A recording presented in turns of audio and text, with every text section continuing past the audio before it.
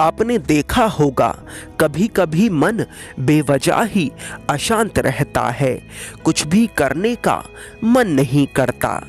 जिन चीज़ों से हमें सुख मिलने की उम्मीद होती है उनसे भी हमें केवल दुख मिलता है। ऐसा क्यों होता है? अगर आपके मन में भी यह प्रश्न है तो यह कहानी आपके लिए है। बुद्ध के जीवन की यह कहानी आपको बताएगी कि आप अपने भीतर की शांति को कैसे पा सकते हैं। ये कहानी उस समय की है जब गौतम बुद्ध को सिद्धार्थ के नाम से जाना जाता था, जब वे परम सत्य की खोज में थे।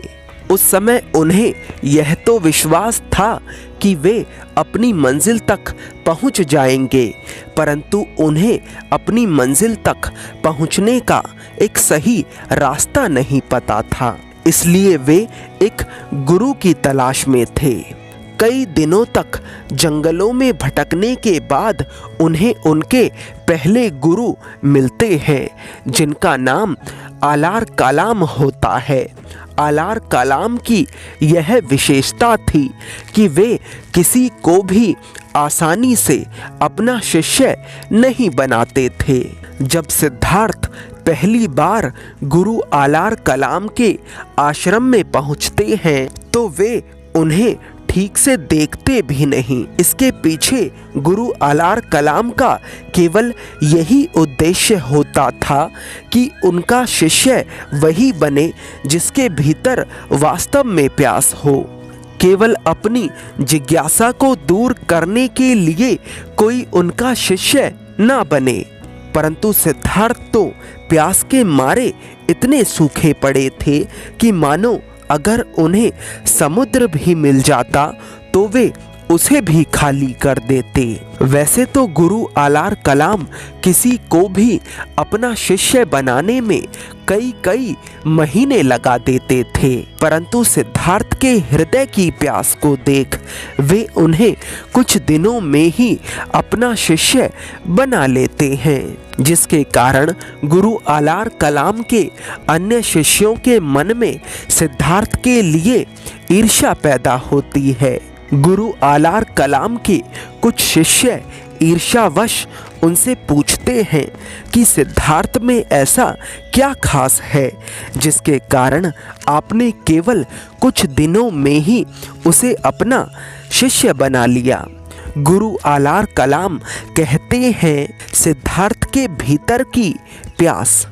यह बात सच है कि मनुष्य के भीतर क्रोध होता है, लालच होता है, अहंकार होता है, वासना होती है, परंतु जिस व्यक्ति के भीतर प्यास होती है उसे ना तो क्रोध रोक पाता है, ना अहंकार रोक पाता है और ना ही ईर्ष्या रोक पाती है। गुरु आलार कलाम कहते हैं, तुम कई वर्षों से मेरे शिष्य हो, परंतु अभी भी तुम्हारे भीतर ईर्ष्या है, क्रोध है, लालच है और इन सभी चीज़ों के कारण ही मैंने तुम्हें अपना शिष्य बनाने में इतना समय लगाया था। अगर तुम वास्तव में वहाँ पहुँचना चाहते हो जो तुम्हारा लक्ष्य है तो इन छोटी छोटी चीज़ों से ऊपर उठ जाओ। इतना कहकर गुरु आलार कलाम अपने सभी शिष्यों को भिक्षाटन के लिए भेज देते हैं। सिद्धार्थ भी अन्य शिष्यों के साथ पहली बार भिक्षाटन के लिए जाते हैं। भिक्षाटन से लौटने के बाद सिद्धार्थ व अन्य सभी शिष्य गुरु की आज्ञा ले भोजन करने के लिए बैठ जाते हैं। गुरु आलार कलाम के सभी शिष्य भोजन करना शुरू कर देते हैं, परंतु सिद्धार्थ खुद भोजन करने की बजाय पक्षियों को भोजन खिलाने लगते हैं, जिसके कारण उनके पास बहुत सारे पक्षी आ जाते हैं। यह देखकर गुरु अलार कलाम के अन्य शिष्य बहुत आश्चर्यचकित होते हैं और सोचते हैं कि भला इतनी दूर से भिक्षा मांगकर लाने के बाद भी कोई अपना पेट भरने की बजाय दूसरों का पेट कैसे भर सकता है। पहले दिन गुरु अलार कलाम का कोई भी शिष्य उनसे नहीं पूछता कि सिद्धार्थ ऐसा क्यों करते हैं, परंतु जब सिद्धार्थ इस कार्य को लगातार करने लगते हैं तब गुरु अलार कलाम का एक शिष्य उनसे पूछता है, गुरुदेव, सिद्धार्थ अपने आधे से भी ज़्यादा भोजन को पशु पक्षियों को क्यों खिला देते हैं। गुरु कहते हैं, वत्स, सिद्धार्थ के भीतर पीड़ा है, वह अपनी इस पीड़ा को खत्म करना चाहता है, इसलिए वह अपने भोजन को पशु पक्षियों के साथ बांटकर खाता है। वह शिष्य पूछता है, परंतु गुरुदेव, अपने आधे से भी ज़्यादा भोजन को पशु पक्षियों को देने से मन कैसे शांत होता है।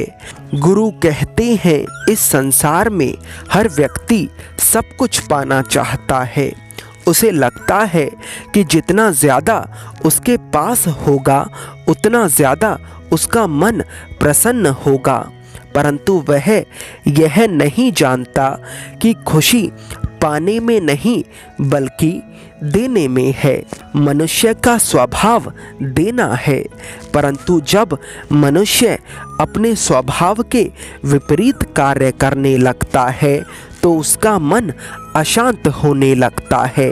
सिद्धार्थ उन पशु पक्षियों को भोजन देकर सिर्फ उनका पेट नहीं भरते बल्कि अपने स्वभाव के करीब भी जाते हैं। जितना तुम अपने वास्तविक स्वभाव के करीब जाते चले जाओगे उतना ही तुम्हारा मन शांत होता चला जाएगा।